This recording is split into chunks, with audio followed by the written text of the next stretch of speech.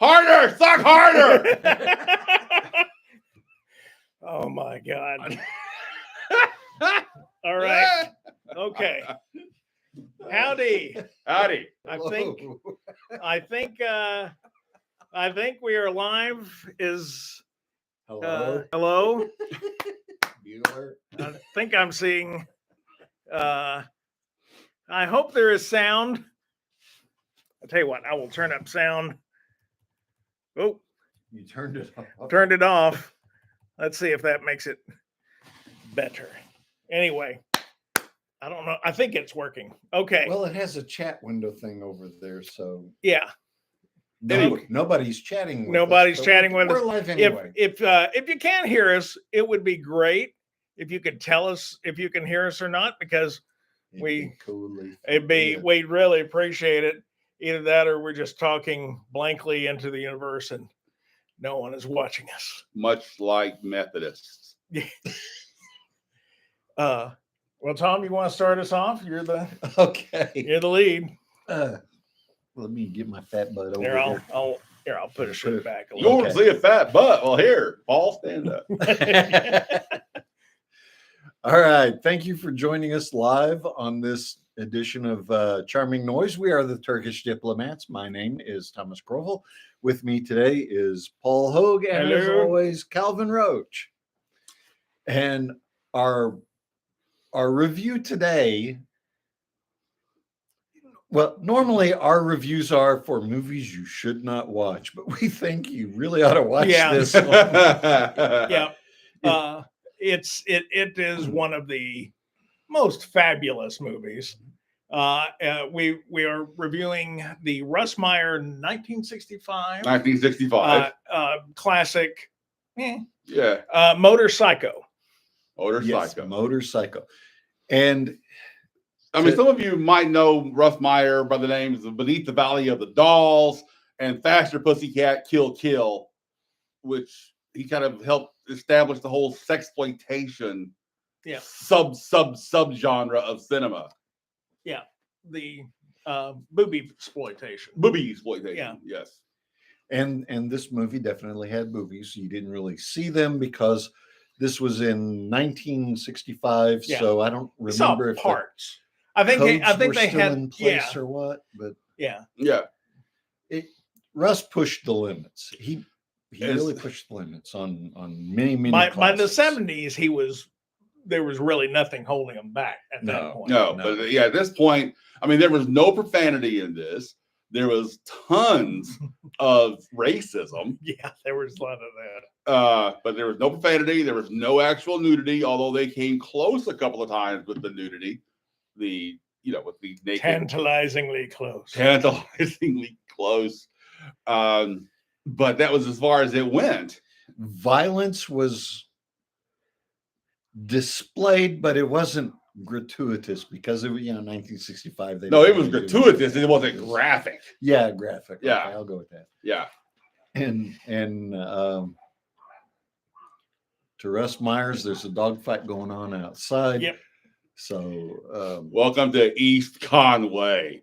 That's right. By the way, we are live from the fabulous metropolis of Conway. Sweet Home, Calabama. Here at Sweet Home, Calabama. That's what I call my house, in case you didn't know that. I hope people can hear us. I have names for everything. Would you like to know them? All of them. All of them. So Motorpsycho. I'm trying to find my notes here that I just took. Here. Let's do what we always do. Okay. Let's go with the plot. The plot on this movie was basically there are three guys from somewhere out east because they had East Coast accents. Yeah, one of them was Italian. Yeah, his name was Dante, and then one of the guys it was Dante called his mother in Hoboken. Yeah. Yeah. He was kind of Olive Garden Italian. He was. You're right. Yeah. And these three gentlemen are somewhere out in the deserts of the American Southwest, and they are on a crime rampage. And they're led by a guy named Brahman. Yeah. Because it was Brahman, Slick, and Rocco. Dante. Or Yeah. Dante. Yeah, Rocco was in it. Was one of the actors' names. Yeah. Okay. And We did not play the Italian, strangely enough. so it starts, when it starts, you think you're in the middle of the movie. Yeah. Because there's a guy fishing and we're supposed to believe his girlfriend. Yeah. Yeah, he's like 65. She's like 22. Yeah. And so she's like trying to kiss on this old fisherman guy, and he's getting annoyed with her. And so, hey, we got a thumbs up. They can hear it. Hey, far out. All right. Thank you for tuning in. thank you. Whoever Thank you. you are. Yes. The one person who is probably watching us.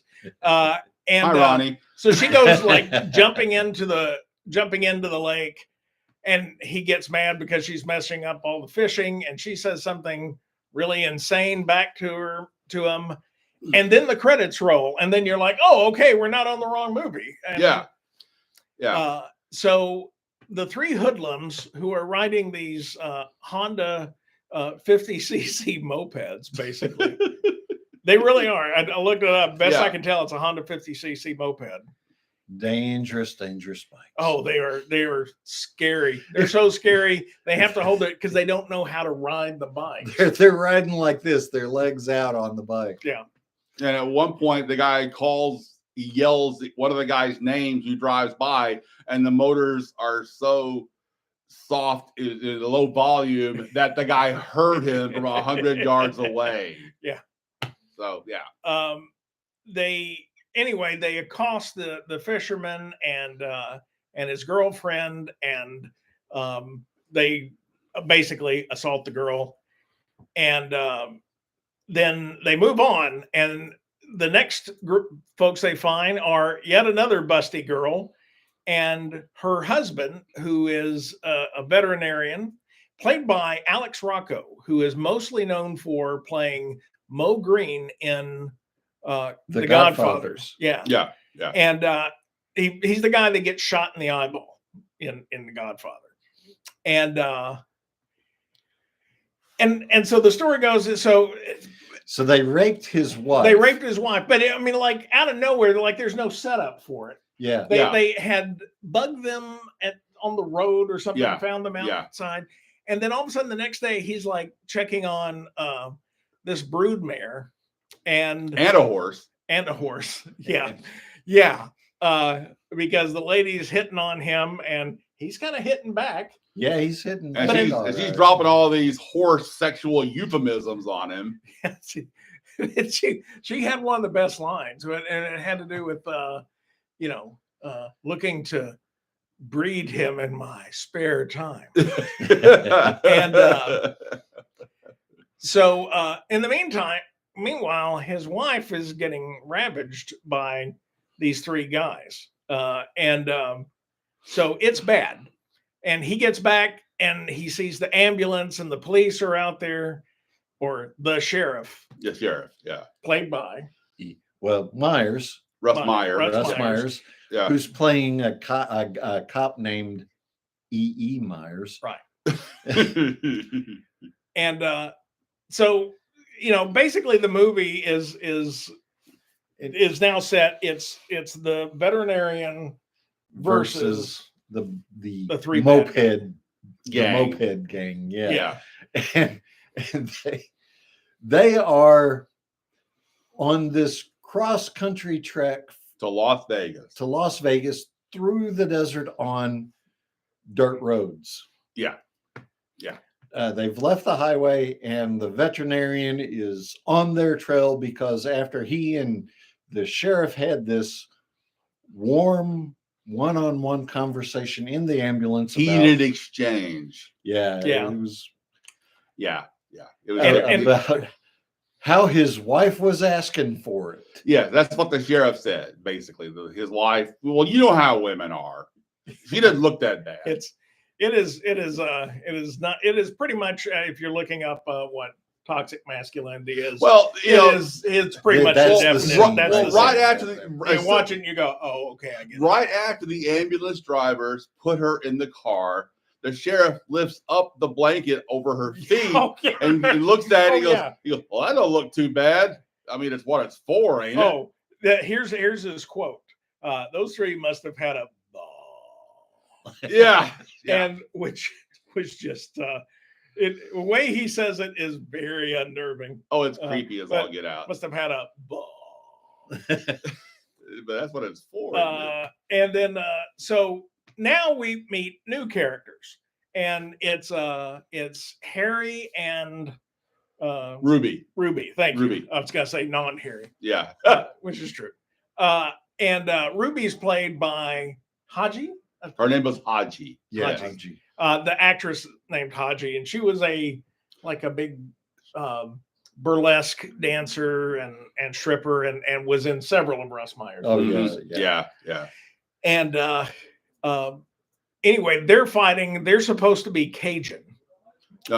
She's Cajun. She's Cajun, but he's just from Louisiana. That's all. Yeah. And he's just one of them generic Louisiana. He's even older than the fisherman was. Yeah, he's old. Yeah, she keeps making reference to, and at one point he makes a reference to him being in World War I. Yeah, which I thought that was pushing it a little bit. And I look up the actor. He was born in 1919, so they were really pushing it. He looked a hell of a lot older than 48 years. Oh yeah, he did. He looked rough. So they meet up with them. They run into them on the road, and things go. Because Harry gets a flat tire. She goes stomping off in the distance.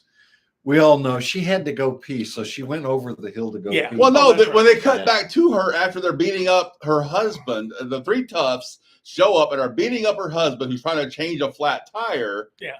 Well, when they cut back to her, she stands up and is putting her dress back in place. She went up there and ostensibly to go to the bathroom behind the dune. Well, yes. at first she had talked about like she was just going to Just gonna go for a walk. Yeah, go for a walk. And then she had enough of him. And then she was making a puddle in the desert, basically. Yeah. So anyway, they end up. There's oh my gosh, what? Tamara Kraft. Thank you. Hi. Hey. Hello. Hi. She can hear us. Excellent. Thank you, Tamara. So they end up. They one of them gets the gun from. Did he have his own gun, or did he get it from Harry? Yeah, the gun was Slick was going through the stuff in the bed of Harry's truck and found a gun, which has unlimited ammunition. It's a John Wayne that we found the first time they use it, it runs out of ammo and they throw the gun away. Yeah, that's right. Which these guys they don't look ahead much, like they end up. So they kill Harry. Yeah. They kill Harry. They thought they had killed her. Yeah, because she started walking away and they shot her in the back. And turns out it just grazed her on the side of the head. Which that part of her head got hit when she was shot in the back. Yeah, it's hard to say on that one there, but the mystery of cinema. Movie magic. And then it takes an interesting turn, I would say, because up until this point, the music had been following along with the characters. Yeah. Yes. So when it was with the biker gang and their dastardly deeds, it was rock and roll. And when it was with really cool surf music. Yeah, it was like Roger McGuinn and the Byrds. Playing surf music. Slick was this guy that just kind of kept looking off, and he never focused on anybody. He would just kind of look off. And he kept a transistor radio, which turned out to be the soundtrack provider. Yeah, because that was also like pre-boombox days. Right. Some of you might recall what a boombox is, but yeah, he was obsessed with this transistor. Tell us radio. about the rabbits. Are the lambs still screaming? And when it was with the doc and the veterinarian and his wife, who the biker gang raped, it was this dark jazz. It was like this dark, sultry saxophone jazz. Yeah, the saxophone. Like every time you expect to have a cigarette butt with Nash that long on it.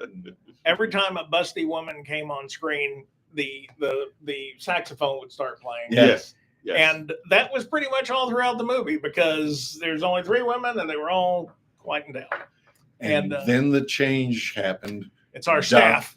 Our staff just Our came crack in. staff. When it became a vendetta between the doc and the biker gang, Right. the music changed. That's right. And don't forget, so they decided to take Harry's truck. Yeah. And so they decided they're not going to use those motorcycles anymore. So they shoot them. They shot them. Like they were taking them out back and putting down old Yeller. Brahman took the gun. No, wait, it was Rocco that shot the motorcycle. Not Rocco. No, Brahman. Was it Brahman? Okay, Yeah. Brahman shot the Brahman motorcycle. Brahman was the blonde guy. Yeah. Brahman shoots the motorcycles, and so which makes no sense whatsoever. But now they have this Toyota Land Cruiser, and we know this because that's the only vehicle in the movie. There's 3 or 4 Toyota Land Cruisers. Yes. And they get mentioned in the credits. Yeah. They were a big sponsor in the credits. They were the only sponsor. Some things happen that really don't have much more to do with the movie. They get gas at one point, the tough guys. The tough guys. And they get like $2 of gas in the truck. 1965. Yeah, so it's 4,000 gallons. And they drive off and almost drive over Rufus, the gas station owner. Yeah. And so I'm trying to think when did so at some point the 3 hoodlums are somewhere out in the desert. They're going down this road, and the veterinarian's like, we'll just follow them down this road because this road. Oh yeah. So the road's going to come to a dead end, basically. Yeah. And then the veterinarian's Jeep blows a tire. And he decides that he's going to, I'm doing James Kirk now. He's going to attack the 3 motorcycle guys. Yeah. and well, I can't call them motorcycles. Even though he has no weapons or anything. Yeah, he has no weapons. He's going to charge them. So he drags the girl out of the car and they start charging sideways.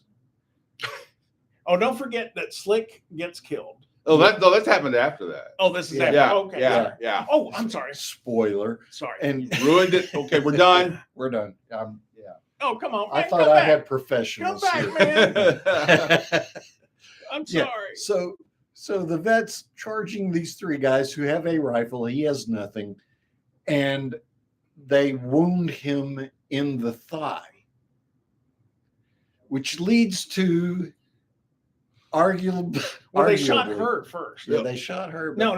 She gets shot later. Sorry, she gets shot later. No one got shot, but they, for some reason, this is when they run out of bullets because they keep missing them while they're hiding behind that tree. Okay. You know, and they throw the gun down. They get back in. The 3 guys get back in the car and take off. Another one of our crack staff is here.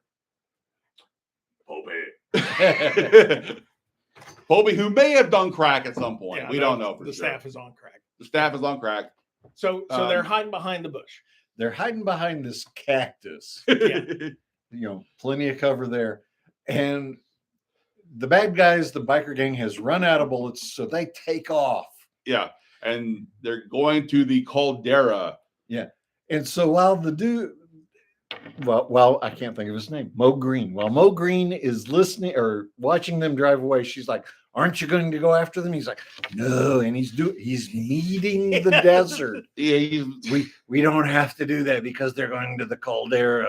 The caldera is a sacred place where they used to cast magic. And up until this point, by the way, he's had a very understated performance. Very. Yes. And now he just kicked it completely over into overdrive as far as the overacting It goes. is the absolute best scene we have ever watched. That leads up to the best scene. Yeah. So while he's talking, about they're going to the caldera where the Indians once summoned their spirit gods, and then Rattlesnake. And she's even looking at him like, "What the hell are you?" Yeah, it's like, what are you on, man? And then a rattlesnake bites his exposed calf. And he's flapping around and he grabs the snake and he throws it away like a man. And then he threw it very manly like. And then he hands her his knife and is yelling at her that she has to cut X's on the bite marks. And he's yelling like, do it, cut the X's, cut these little X's, cut these X's on the bite marks. And there's at some point where it's clear she has a real knife. Yeah. She doesn't have because I think he kind of broke character for a second and goes, okay, calm down. Yeah, take it easy. Take it easy. That's it. Take it easy. And then he goes right back into it. Yeah. Again. And then he goes, okay, put the knife down. Put the X's, okay. And then he grabs her by the back of the head and slams her face onto the bite and starts screaming, suck it. Suck it harder. And they're like focusing on him and he is screaming. Yeah, he is screaming, suck it at the top of his lungs. Suck it out! I mean, it's like I pointed out during the movie, it's kind of like the entire poison. It was kind of like the entire first album by Wasp. I mean, that's the whole theme of the whole record. I mean, I know I went and saw Wasp last week in concert. I'm not kidding, I did. He makes her spit out the blood. Yeah. Which the first time. Yeah. And that's straight out of some porno somewhere. And then he goes, okay, suck it again. Yeah. Suck it. And then it jump cuts to the tough guys where one of the guys takes a swig out of a canteen and spits out the water just as she's spitting it out. And when she spits out, like Dracula has never taken in this much blood at one time. And this one scene was worth the entire. We watched it 3 times. Yeah, we did. We watched it. We did. Like we're watching our time. Like, hey, we gotta get ready for the podcast, but we gotta see this scene again. And then people came in, and we had to show it to them too. Yeah. To make sure that we weren't just hallucinating. Because we are quite drunk at this point. We've been hitting the bourbon. So, but quit hitting my bourbon. All right. I mean, just your bourbon likes it. Bourbon's a slut. So now I'm finished now. He's going into so the guys are, they're still under she kind of like drags him under a tree and puts a blanket over him, and he's now going into shock, and he's having hallucinations, and he's like talking to his wife, which he calls her name's Gail, but he calls her Angel quite a bit. He's cold. He's freezing. Give me a blanket, Gail. And it's clear that Haji's character is very attracted to him, and she wants to keep him alive because he had already saved her life once already, and so she's once you suck out a person's blood. There's a connection. No, there is. There is. I know that. I know that. And so thanks again, by the way. Oh, yeah. Anytime, man. I'll go get a snake right now if you want me to. It was just practice. I'll go get you a snake right now. It was a mosquito. It was a big mosquito. It was really big. He bit me twice. I was like, okay, make little X's. Now suck it.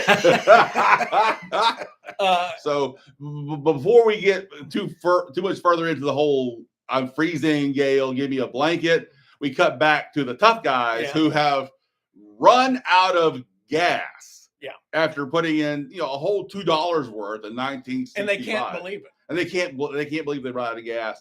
So they're just standing there, and and here's how far that they have. Here's how far they've driven.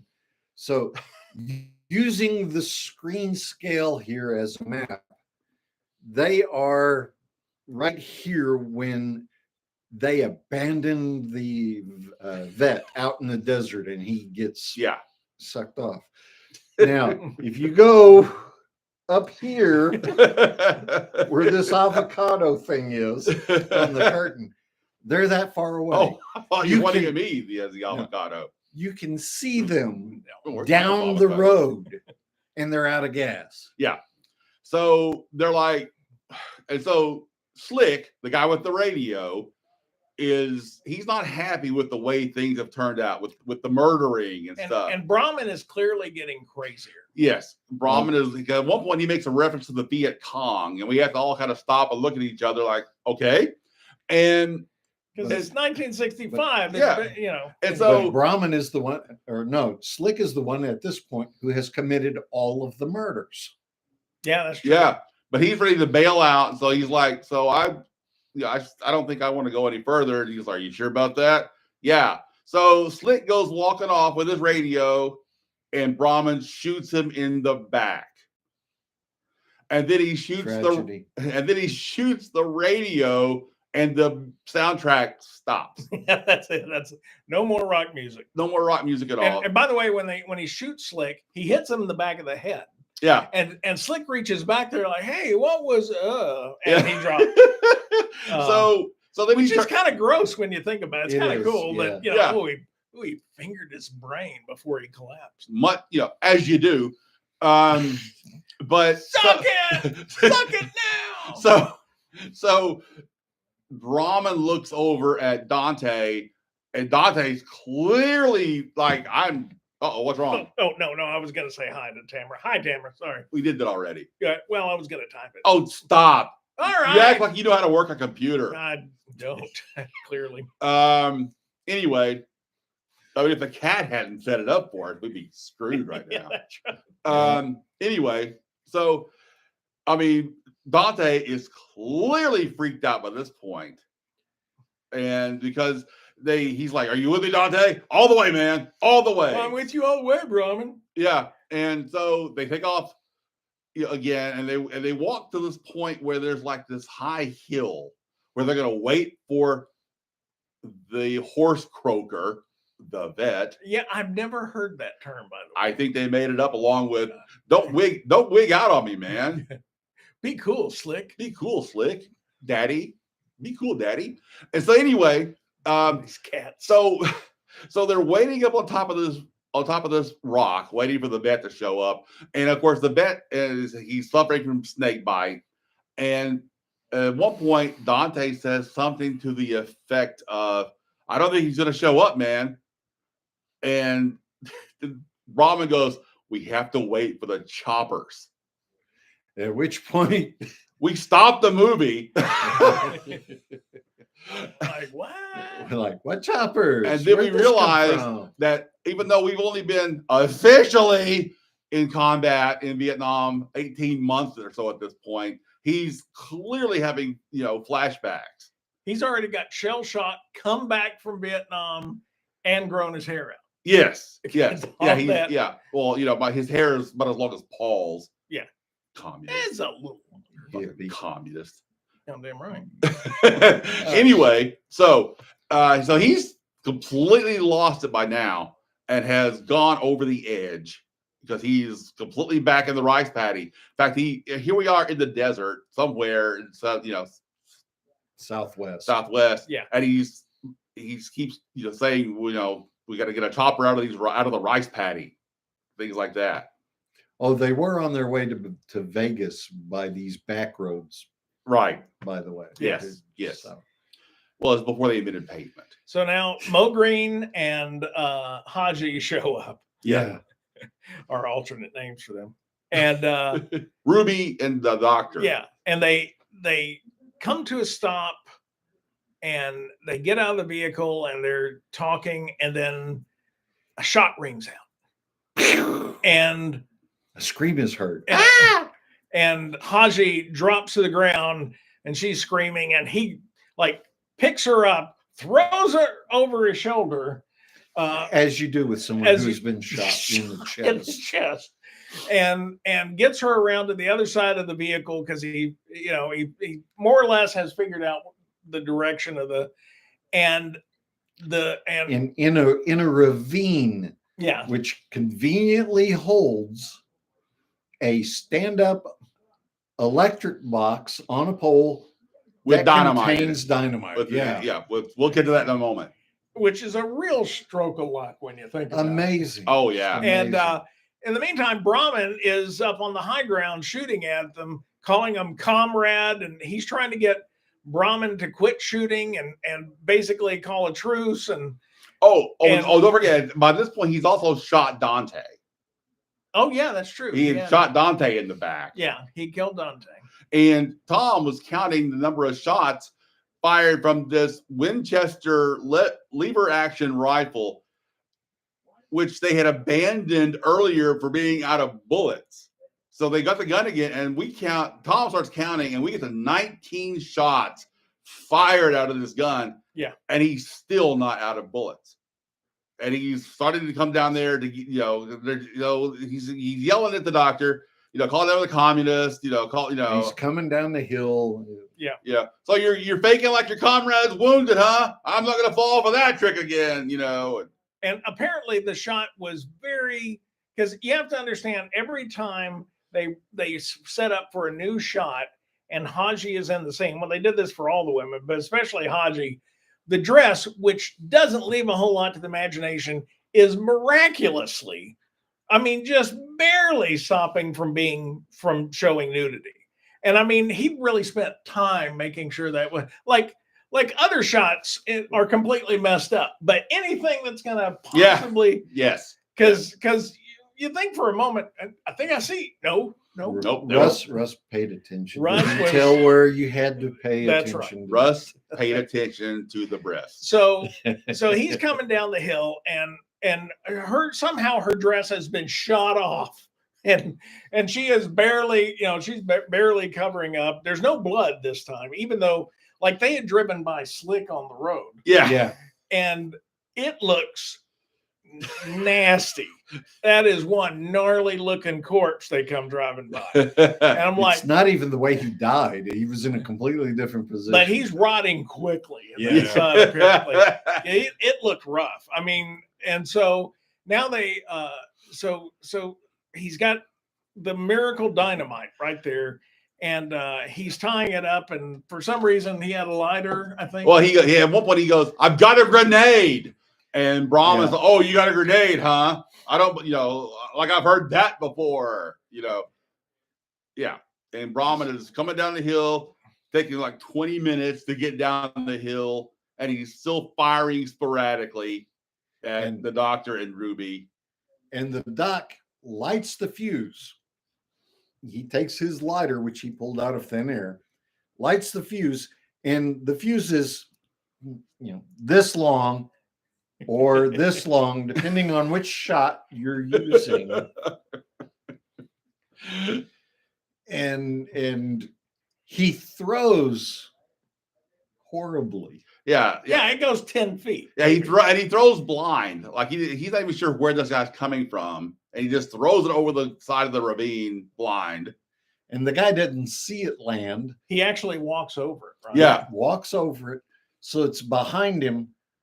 The only stroke of luck here is that the dynamite with its ever-changing fuse. Yeah, it was this long, and then it was this long. And that's what she said. Yeah. And it landed on a bunch of loose gravel. Yeah. And that basically acted as a mortar. And pelted rocks into the front of the guy who was facing away from it. Yeah. And killed him. Yeah.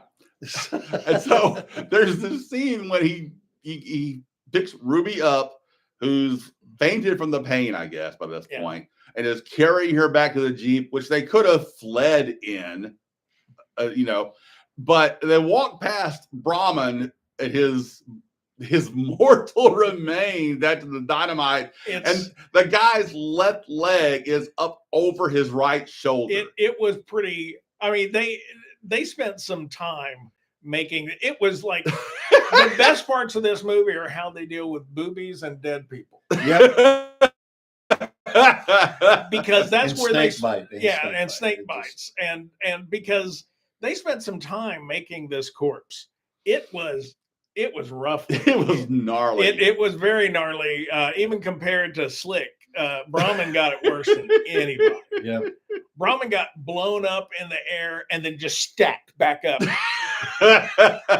Because there was like you could see like limbs sticking out. And it was like Brahman was a human. It was a Jenga game. 3-layer meat cake. And that's no lie. That is the truth. And, so, and she looks and he goes, "No, don't look." And he's and he can't help but look. He's like, "Well, goddamn, we blew the shit out of him. Huh? He blowed up real good. Real good. May the Lord take a liking to you and blow you up real good."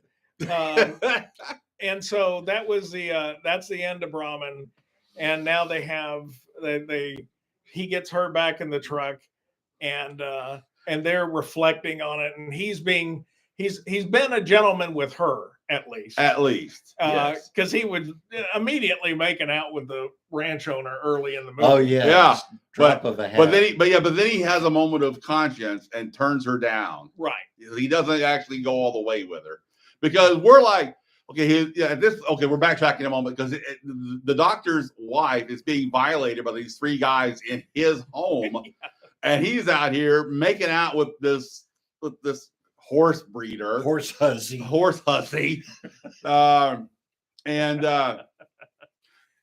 so Mare Mama. And before this goes any further, we don't want her to be the centaur of attention here. Nay.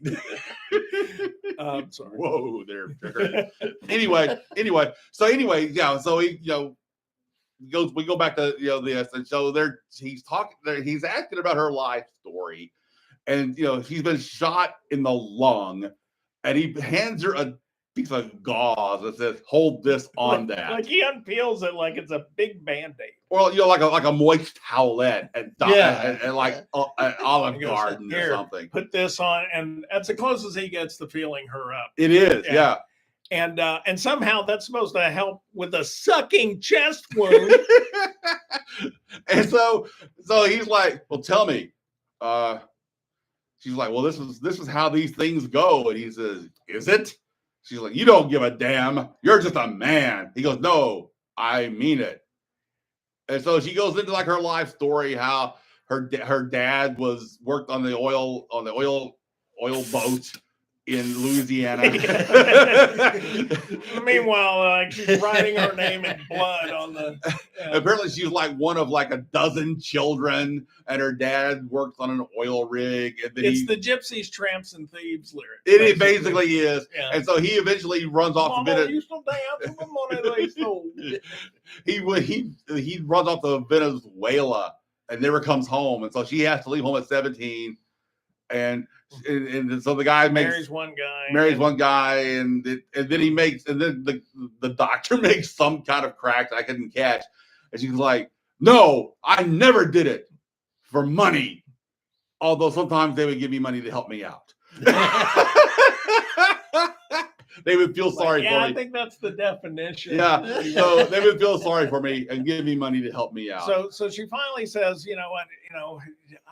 Maybe I can go on. Maybe I can make it." She said, "Can I make it in LA?"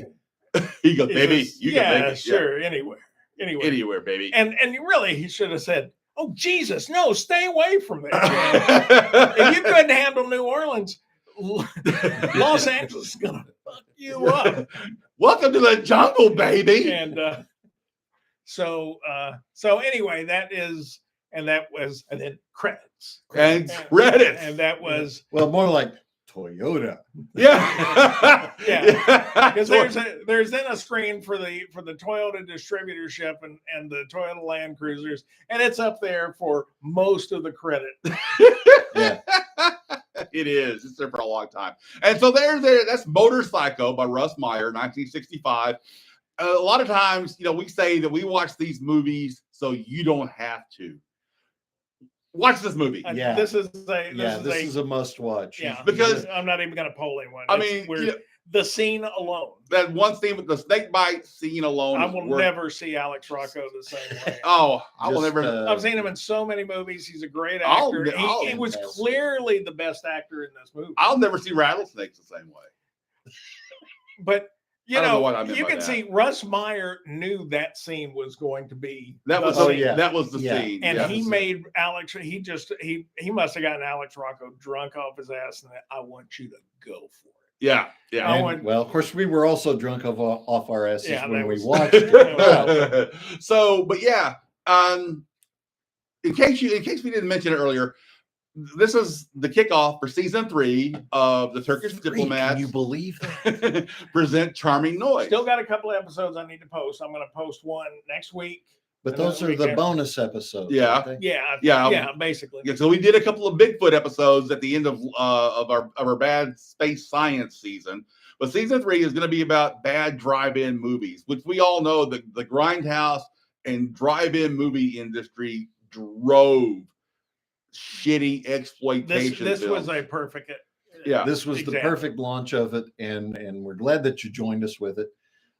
All one of you, Tamara. Thank you. No, I think there's a couple of people on right now. I think Phil's on here, but he just hasn't said anything. Hi Phil, we know you're there. And people are typing. And TNT. TNT. Okay. I don't know who that is, but thank you, TNT. But Turner Network Television, TNT is watching us. Oh, that's right. I'm gonna go with that. Okay. Anyway, but thank you. Sad state they have come to. Well, I mean, Jane Fonda left him. He had to do something. Turner's he's in bad shape. Yeah. We'll be doing which some of them are going to be movies that I think we'll get our recommendations. Right. Because anything that's got a scene like this, man. Oh my gosh, yes. So last season 2 was Science Gone Wrong, and we did 10 shows, and then we did 2 bonus shows. Before that was the Bigfoot season, which seemed like everybody liked. Mm-hmm. And in that season, we covered a movie called What Happens in the Mountains Stays in the Mountains, part 2. Yes. We could not find part 1 anywhere. No, we couldn't. It does exist apparently, but miracle of miracles, we actually heard from the director and star of that film and writer, and he lovingly called us a bunch of names and basically idiots, and then said he loved the show. Thought we were funny. Thank you very much for all of that. And so we said to him, would you like us to interview you? And he said, you're kidding. It's like, no, there's a bunch of people out there in the world that love bad movies. We just happen to be 3 of them. And he's like, I want to hear more about that. Yeah, I'll interview you. So he's going to be coming on the show sometime in the year. Yeah, sometime this season. And we hope that you join us for that, because that should be very interesting. Because I'm sure that if you happen to have watched the episode that we did about What Happens in the Mountains, that was the first movie and probably the only movie that made me angry. It was so bad. But where's his wife? In the hospital with the sheriff, I guess. We don't ever hear about the wife again. Oh my God! Backtrack. We forgot one scene. So okay. Yeah, there's that scene where Dante comes back. He did not get shot, right? He comes back and he's trying to sneakily that's right. change the tire on the doctor's Jeep, and Ruby wakes up. And so Ruby has been keeping the doctor warm. That's it. All she's done really is laid against him because he was freezing to death after the snake bite. And so Dante begins assaulting Ruby. Well, at first he's like, because I didn't kill anybody. Yeah. I didn't. You can say that, right? You saw it. You can tell the cops that. And she just doesn't say anything. She just looks at him because she's a little freaked out because of everything. Yeah. And then he says, or maybe you'll tell. So maybe I ought to kill you. And then it goes from there to she jumps up and she rips open her blouse and says, "I want you to make love to me." And then he jumps on her. Yeah. And then he's not making love to her. He's doing bad. He's doing bad. He's rapey ravishing her against her will. Yes. Well, apparently they're doing this within reach of the knife the doctor had her throw away earlier. Yeah. And so she stabs him in It's the a buck back. knife. Yeah. Like it. Yeah. But during this whole time, while he's assaulting her, the doctor is having a fever dream in which he thinks he's listening to his wife Gail and him having sex. And so while she's screaming no, he's like, "Yo, you drive me crazy, baby. Oh, Gail, I love you so much. I love you, angel baby. I love you, angel baby." And when she stabs Dante in the back, it is obvious, to quote a friend of ours who lives in Japan, apparently, that he reaches the moment of clouds and rain at the moment she stabs Dante in the back. And after that, he passes out. Shangri-La. Shangri-La. Yeah. So anyway, I'm sorry we were saying good night, awesome. but I could not let that part We had go. to mention the orgasm. Yeah. Well, Wet dreams. why wouldn't I? Yeah, that's right. Swimming through the Gulf Stream. Anyway, thank you again from us, the Turkish Diplomats. We hope you guys all have a fabulous Christmas holiday or whatever you're celebrating this year. And thank you for joining us. Thank you for joining us. Really, truly for joining us. We have 20 of the most loyal followers. We're big in Turkey. That's right. Believe that or not. That's I mean, we have more downloads of our program actually in Turkey than anywhere else. Yeah. We can't figure out why unless they just see Turkish Diplomats, and that's all it brings with them. And then they can't re-upload it to get rid of it. Yeah. So yeah.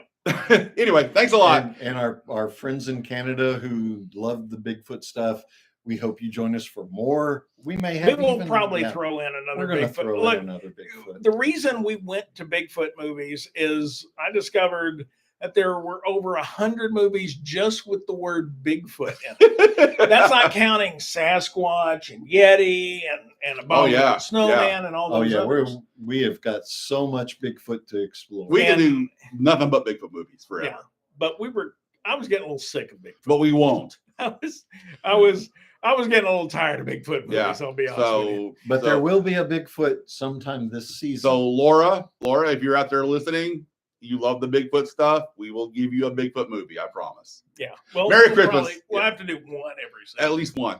Merry Christmas, everybody. Chowders. We love you. Thank you for joining us. I can't believe they joined. I will say a quick hi to Tamara for joining. Oh, there's Phil. Hi, Phil. Bye, Phil. All right. Take that, Phil. Yeah. Up yours, Phil.